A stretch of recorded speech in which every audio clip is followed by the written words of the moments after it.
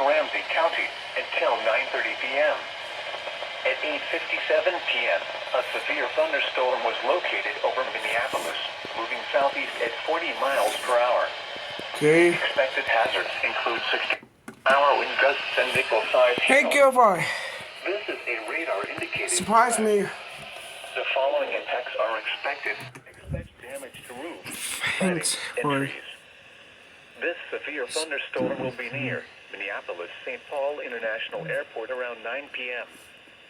St. Paul, Bloomington, and Mendota Heights around 9:05 p.m. Eagan, Inver Grove Heights, South St. Paul, and West St. Paul around 9:10 p.m. Rosemount and St. Paul Park around 9:15 p.m. Other locations in the path of a severe thunderstorm include Cottage Grove. For your protection, move to an interior room on the lowest floor of a building.